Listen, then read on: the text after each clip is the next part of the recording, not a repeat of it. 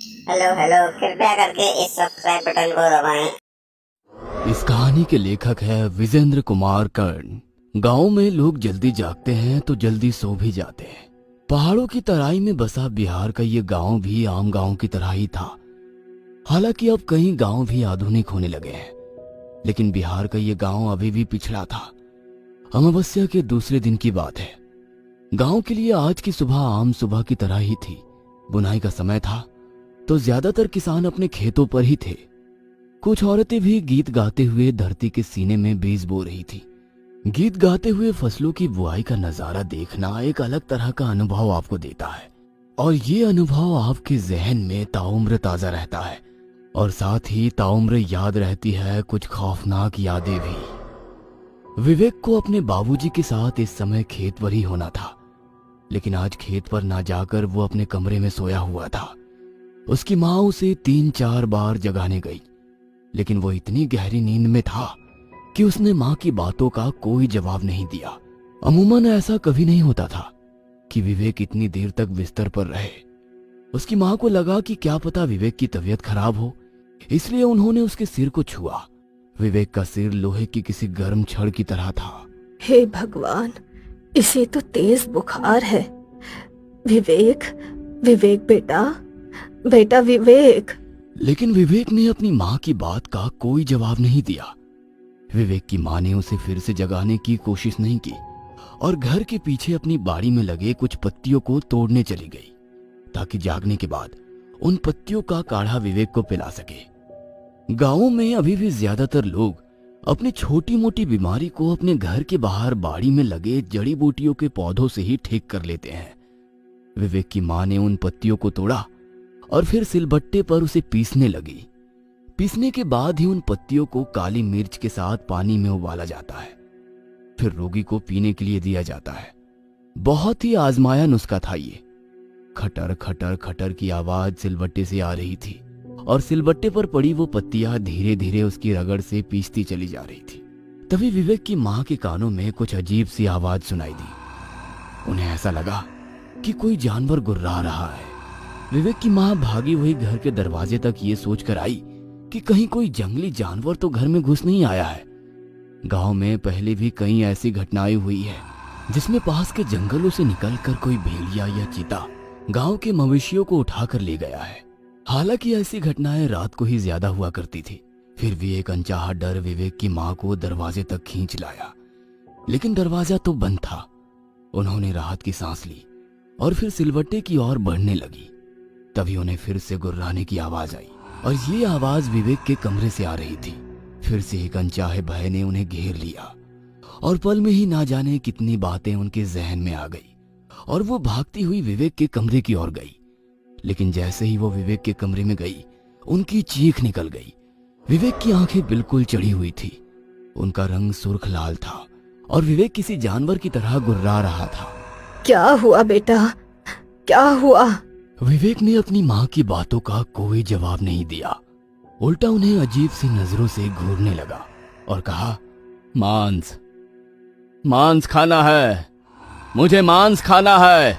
विवेक का पूरा परिवार शाकाहारी था। बचपन से लेकर आज तक उसने मांस खाना तो दूर, उसकी तरफ देखा भी नहीं था। इसलिए उसके मुंह से ऐसी बात सुनकर विवेक की माँ को बहुत आश्चर्य हुआ। उसने एक बार फिर से अपने बेटे से पूछा कि क्या हुआ है, लेकिन उसने इस बार अपनी माँ को अजीब नजरों से घूर कर देखा और उसे जोर का धक्का मार दिया। उसकी माँ दूर जा गिरी। विवेक अब भी अपनी वही रट लगाए हुए था, मांस खाना है, मुझे मांस खाना है। अचानक विवेक ने जो किया उसे देखकर विवेक की माँ भागती हुई विवेक के पिता के पास खेत में गई।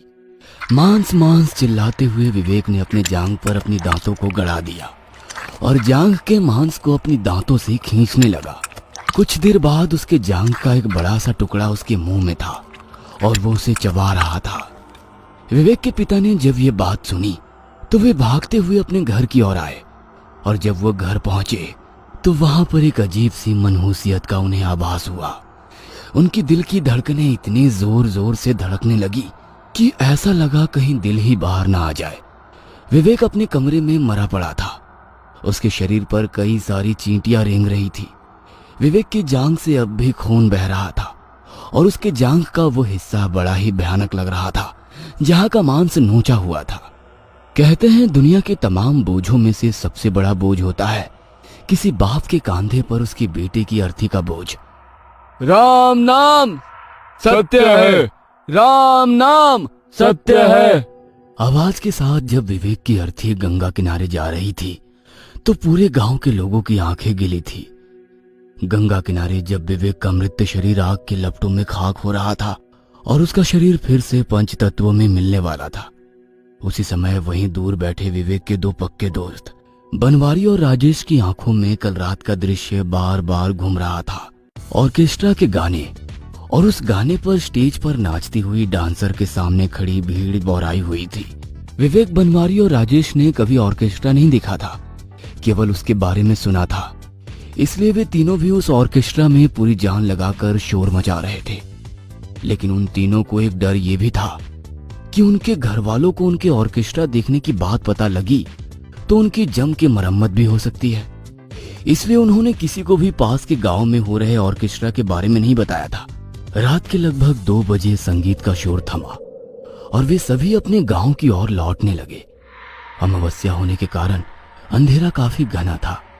राजेश के पास एक मोबाइल थी, उसी की रोशनी में वे आगे बढ़ रहे थे।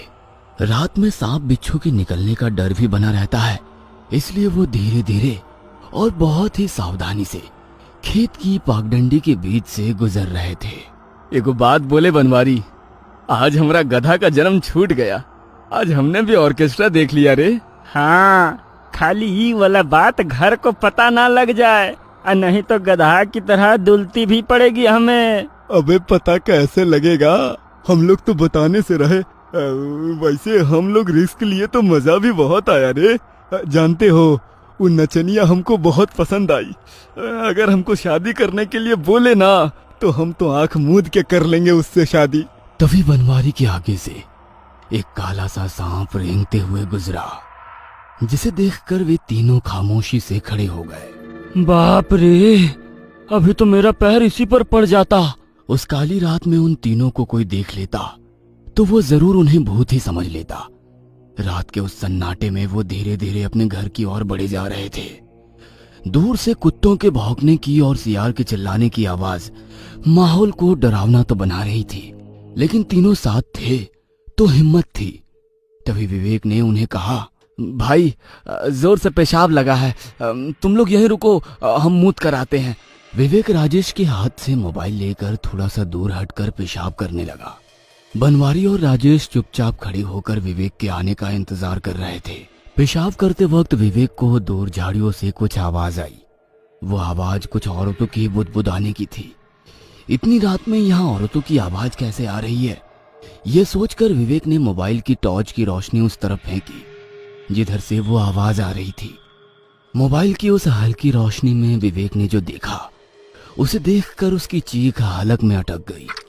वहां 3-4 औरतें काले कपड़ों में बैठी हुई थी और वे किसी पात्र में कुछ खा रही थी। विवेक ने जब गौर से देखा तो उन औरतों के पास 3 मुर्दा शरीर पड़े हुए थे। उसने उन मुर्दा शरीर की ओर और भी गौर से देखा तो एक शरीर तो उसका ही था, बाकी उसके दोनों दोस्तों के। वो चिल्लाते हुए वहां से भागा। बनवारी और राजेश ने जब उसकी आवाज सुनी और उसे तेजी से अपनी ओर भागते हुए देखा तो वे समझ गए कि जरूर वहां कोई जंगली जानवर है। वे तीनों बदहवास से भागते रहे।